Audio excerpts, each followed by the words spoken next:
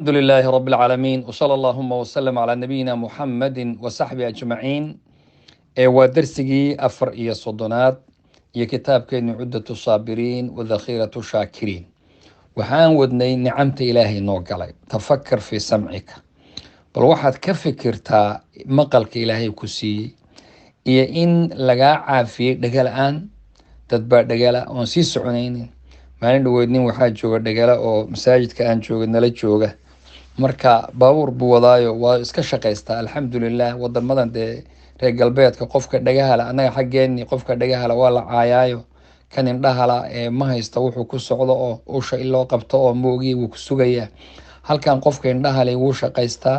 waxaa loo sameeyey la bara cilmigii uu qaabka u socon lahaa iyo siduu wax walba aad qabsato wuu qabsanayaa halkan nin kale nala joogo indhala oo halkan intuu ka duulo uu airport-ka tago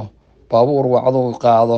oo waa la qaadayaa oo airport-ka la geeyo waa keligii isagaa u yeeranaya airport-ku gelayaa halkan intaasoo transidii wadamuu sii marayaa soomaaliya aadayaa reerkiisa u tagaya u soo noqonaya qofna iraac ma dhahayo marka u fiirso wadankeeniina wadaarta qofku meelbu fadhiya waa la tababaray qalab baa la siiyey ulbu wataa shanqarayso oo ka leexin meelaha maaragtay noocaas kan dhagoolka waa saas oo kale saynka waxaa la baray siduu u hadli lahaa siduu dadka u fahmi lahaa ninkan hadda nala joogayay baabuur ubera baabuurtan la wato lagu shaqayso taksiga abu wataa waa shaqa wuu shaqeeyaa marka maalin dhaweyd ba ii sheegay isagoo jid taagan buu nin arkayo midha intuu ku yar daahay baa hoonka lagu yeedhinayaa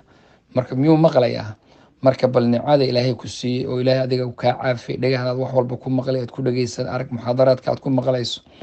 ayib nadarkan iyo indhahan ilaahay subxaanahu watacaala uu ku siiyey uu kaas caafiyey indhala-aan uu kaa caafiyey jildigan iyo maqaarkaagan fiican ee quruxda abal arag oo baraska iyo judaamka iyo cuduradii maaragtay laga caafiyey waad artay dadkaas siday noqdaan iyo siduu jirkoodii uu noqdo isu bedelay adiga ilaahay maqaarkan quruxda badan buu ku siiyey bal caqliga alle uu ku siiyey arag dad ban caqliba lahayn oo iska waalano qasanaya qashinkii iyo maaragtay nijaasadii aad artay isku tiraay marka ilaahay dad baa junuunkii ilaahay uu ka caafiyey subxaanahu watacaala ma ku bedelan lahayd intaa lagu siiyey in lagu siiyo jabal uxud oo dahaban buurta uxud waxa la eg oo dahaba in lagu siiyo ma ku bedelan lahayd ma jeclaan lahayd samcigaaga iyo maqalkaaga in lagugu bedelo buur fida iyo dahab in lagugu bedelo ma ku iibsan lahayd qusuur azahraa yacni guryaha waaweyn oo bildhinada waaweyn ah bilisaanika carabkaaga keli ah ma ku iibsan lahayd oo aada noqoto markaa mid afla aada noqon lahayd ma ku iibsan lahayd gacmahaaga aada wax ku qabsato yacni allulu walmarjaan walyaaquut waxyaabaha ugu fiican mad ku bedelan lahayd si lagaaga jaro labadaada gacmood nicam ilaahay ayaan ku sugannahay oo tiro badan oo dusheena buuxisay laakiin walaakinaka laa nadri ma ogin wain kunta laa tadri in kunta laa tadri fatilka musiibatun wain kunta tadri falmusiibatu acdamu buuri nin gabayaa ah haddaadan ogeyna taasi waa musiibo haddaad og tahay oodan laakiin aadan ku xamdinaynina musiibadu wayba kasii daran tahay